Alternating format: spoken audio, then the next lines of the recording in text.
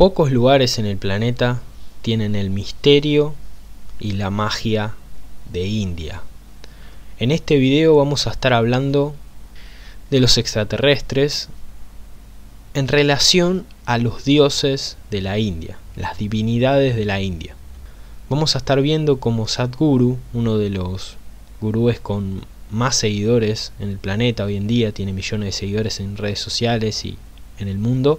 Vamos a ver cómo esta voz autorizada del tema, porque sabe muchísimo de todo lo relacionado con la mitología y la historia de la India, nos va a revelar que Shiva era un extraterrestre, en dónde estuvo, qué pruebas hay, qué presencia hoy en día tiene, qué importancia tiene esto. Recordemos que en la India hay un gran fervor religioso. Decir estas cosas, decir que Shiva era un extraterrestre es... lo podrían matar por esto, por decirlo de una manera. O sea, los fanáticos religiosos podrían realmente atacarlo, y siendo él una persona tan pública aún más. Esto es muy valioso. Vamos al video. Espero que nos acompañen, y si no están suscriptos, suscríbanse y nos vemos, amigos. Espero que lo disfruten y espero sus comentarios.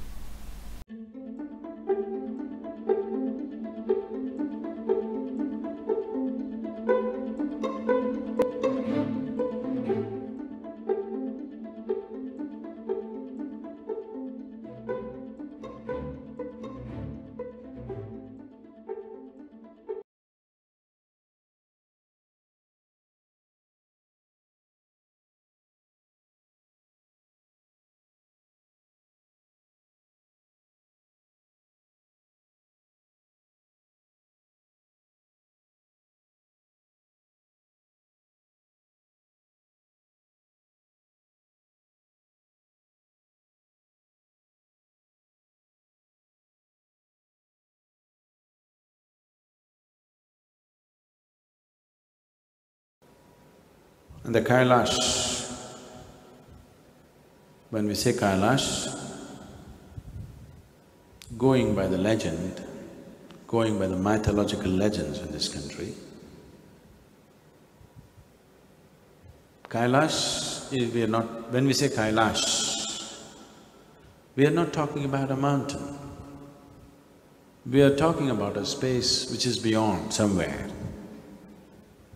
Generally we say, if somebody died, we say he went to Kailash. That means he went to Shiva's abode somewhere, wherever that is. The same name was given to the mountain because that is also referred to as Shiva's abode. So Shiva's abode on this planet is referred to be as Kailash. We inferred because his knowing is stored there. That is why we refer to it that way. But there seems to be much more to it. For those of you who saw it, you clearly saw that the nature of that mountain and the surrounding mountains is very, very different. Clearly, distinctly, even for a layperson, it is distinctly visible to see. This is almost steel-like. It's like almost metallic kind of stone. Rest of it is all brown, like mortar. When I say mortar, it is like molten soil. Soil has melted, but the rock has not melted. So you see huge brown mountains with all pebbles and rocks sticking in it.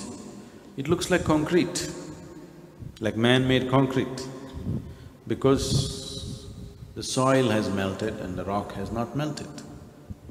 If the soil has melted and rock has not melted, for some reason, for whatever reason, the temperatures must have hit somewhere between 800 to 1100 degrees centigrade.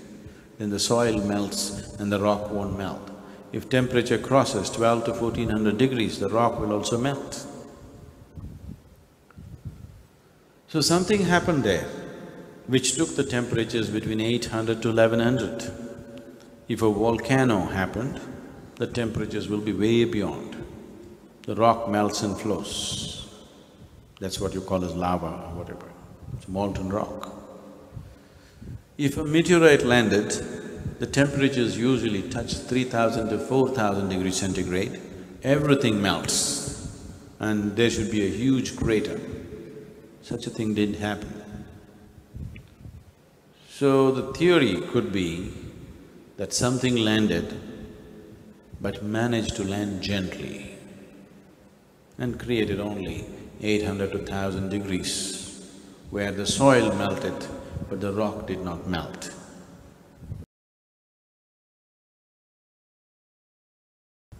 Or somebody managed to land a huge mountain of a meteorite gently.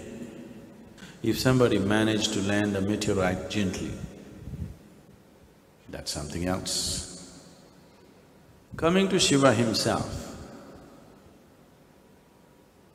one thing about Shiva is, whatever, there are 1,000 stories describing his life, but there is not a single story about his childhood or about his old age. He had no parents and no grave. There's a beautiful story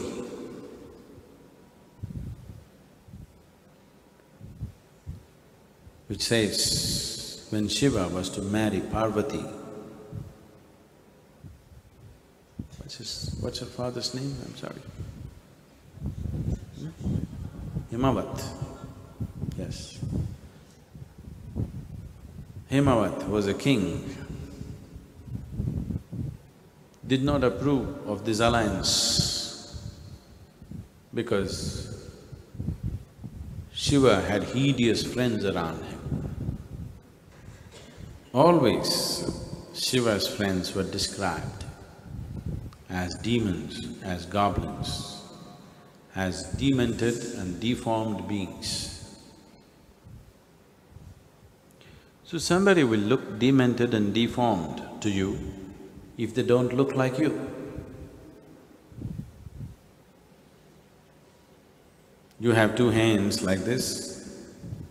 Suppose you see a man who comes with a, boneless hand, like a snake.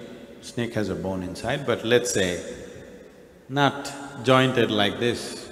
See, if you had a totally flexible snake-like hand, it would be so much more useful. Just imagine with how much…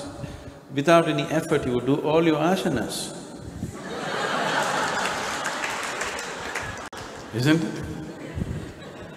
If your body was flexible enough, at least your hands and legs were flexible enough, like that of a snake, you could do any asana just like that.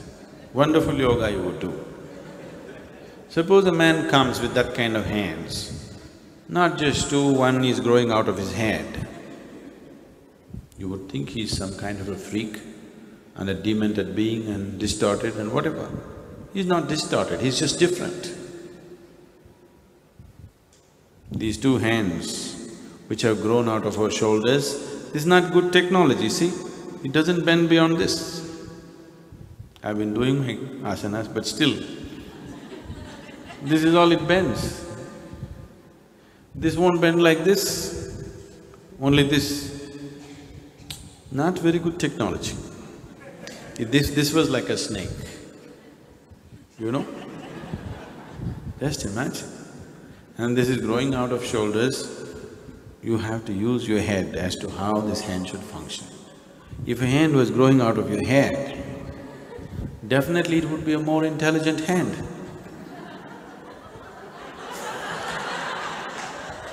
We could expect more sensible action out of you. But you would call such a person as a deformed being. So, there were people around Shiva all the time. His friends were always deformed beings. No, they were just different. They just were different. They were different because they didn't belong to this planet anyway, they came with him. Only he took on the human form The stories clearly say that only sometimes he was a Sundaramurti, that means he was a very handsome, wonderful man. Otherwise, he was also a hideous being. So sometimes he took on the form of a wonderful, absolutely resplendent human form. Otherwise, sometimes he was also like that. And there are not a single story of suggesting anything about his childhood, not a single story about his old age or death or grave or parentage. It is clearly said that he has no parents, no father is understood, no mother is not understood by anybody, isn't it? Because he didn't belong here. He came from elsewhere, his friends hung around him, and he came and went, always repeatedly the stories. Just 2 days ago was Vinayak Chaturthi, did you know, all of you? Vinayaka means the Ganapati. You know Ganapati, the elephant-headed god, that was his festival 2 days ago. That was the day his head was chopped and he got an elephant head. This happened because Shiva left Parvati on the banks of Manasarovar and disappeared. For over 10 years or more maybe, he went away, which he was doing very constantly. He was here for a while and he was gone. When he was gone, Parvati, just being alone, she wanted to have a child, and there is a curse that she can never have a child. You need to understand, Shiva never fathered any child. And the stories clearly say, no woman could hold his semen in her womb because he was not human.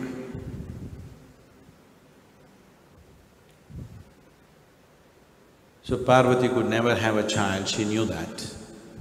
So she took sandal paste, made the form of a little child and breathed life into it through the tantric process. This child became alive and she fed and brought up this child. This boy became 10 years of age, 10, 11 or 12 years of age, around that kind, a young boy. And he was guarding Parvati. Parvati was having bath. She said, don't let anybody this side, whoever comes, stop them. Shiva was gone for 10, 12 years and he came back. When the boy tried to stop him, he got angry and chopped his head off. That means he was away for 10, 12 years' time. Every time he went away, all these other people who were with him, who were distorted or different people, they were all gone. When he came back, they all came. And there's another story how Kartikeya was born.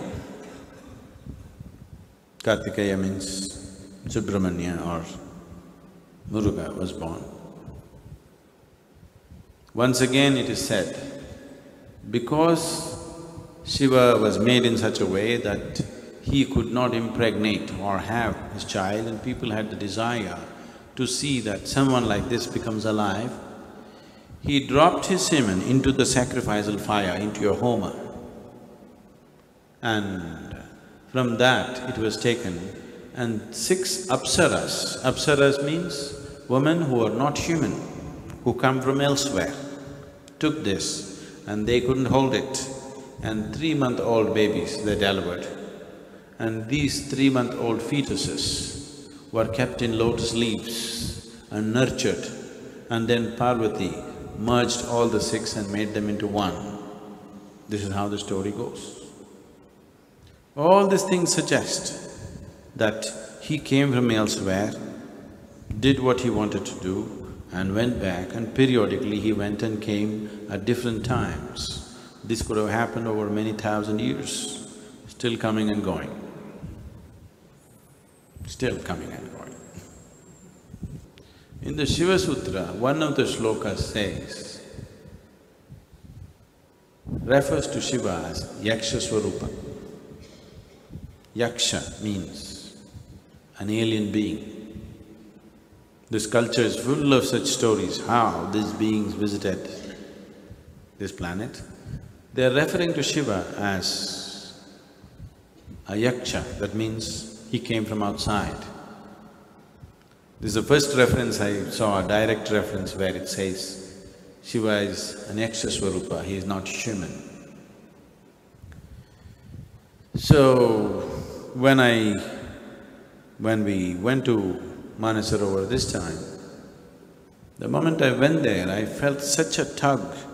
It was like literally these beings were just after my ring finger. They were just going at my ring finger with so much force and so much doggedly going at it. And as far as I know, because I know this life, the way we know it, is constructed in such a way that there's enormous significance to the ring finger. I don't believe that other lives could be made the same way. The whole system of yoga understood the significance of how to master the ring finger. This is like your master key to the cosmos. If you want to open up the whole cosmic process, you can open it up with this ring finger. They were going for this, that means either they know about it, or they sensed it, or it is from them that we know all this, whichever way it is. But they were not ignorant of it. They know our ways, or they taught us these ways, or they made us this way. We don't know how much role they have played in our making, but definitely the impact of what he did and the whole science of yoga that he propounded didn't come from here. There was a deeper understanding elsewhere and it was just brought to us. He came at a certain time as a youth and he left as a youth. He was not born here, nor did he die here. Bueno, creo que es asombroso todo lo que revela Sadhguru acá, confirma un poco lo que veníamos hablando, digamos, de no solo que hubieron extraterrestres en Mesopotamia, los famosos Anunnaki, sino que han venido distintas razas de distintas partes y algunas positivas, como estos seres azules. Shiva fue que vino hace 15.000 años y enseñó el yoga, enseñó los caminos hacia el despertar y la iluminación. Y Sadhguru lo deja muy claro, él vino, no vino de acá, iba y venía cuando quería, estaba con unos seres que eran rarísimos, eran de color azul, y algunos parecían deformes porque eran distintos a los humanos. Y lo más interesante es el final, cuando dice que hasta el día de hoy siguen yendo y viniendo. Espero que les haya gustado, amigos. Hasta el próximo video.